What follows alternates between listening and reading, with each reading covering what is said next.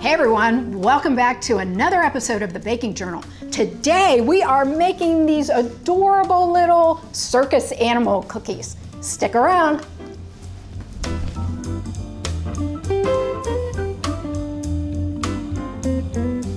These adorable little circus animal cookies, don't they bring you back to your childhood?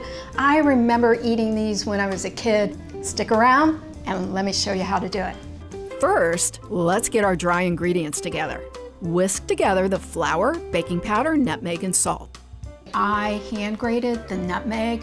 It makes such a huge difference in this recipe because it's the only spice that's in the total recipe itself.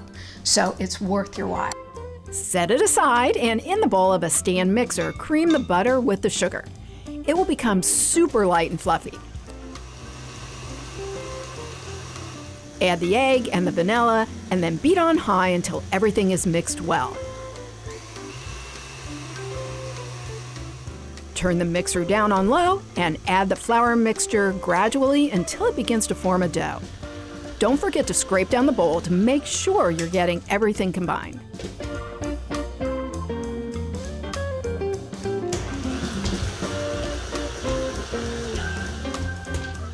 So at this point, the dough still looks a little crumbly, but it's coming together. So now we're going to take it out and put it in plastic wrap and make our little disc. As I wrap it in the plastic wrap, I am gently pressing the dough together. Wrap it up, and into the fridge it goes to chill. So while our dough is chilling, we can get everything else ready. And honestly, your dough needs to chill probably for an hour, but if you wanted to do it the day before and just leave it overnight, that's cool too. The next steps are going to be, we're gonna preheat our oven to 350 degrees Fahrenheit. We're going to get our baking sheet ready, and we're gonna get our cookie cutters ready. And if you have little animals, that makes it all the more cuter. Lightly cover the counter with flour, and I always like to add just a little flour to the top of the dough too. We're rolling the dough out to 1/4 inch thickness, and I have a special rolling pin that is measured exactly to 1/4 inch, which I think is cool, and that way we get a nice even dough. Once your dough is nice and evenly rolled out, you'll want to flour your cookie cutters. The smaller the cookie cutters, the more likely your dough will want to stick inside. So dipping it in flour before cutting can be really helpful. Place your cookies on a parchment-lined baking sheet about 1/2 inch apart and bake in a preheated 350 degree oven for 12 to 15 minutes. Here they are, so cute. So while our cookies are cooling, we're gonna get ready to make the icing. But I just wanted to tell you that I've tried several different ways of icing these cookies. One of the ways was I tried dipping the cookies into the icing, but these are little cookies, so that was a little bit cumbersome to not get icing all over me and everything else other than the cookies.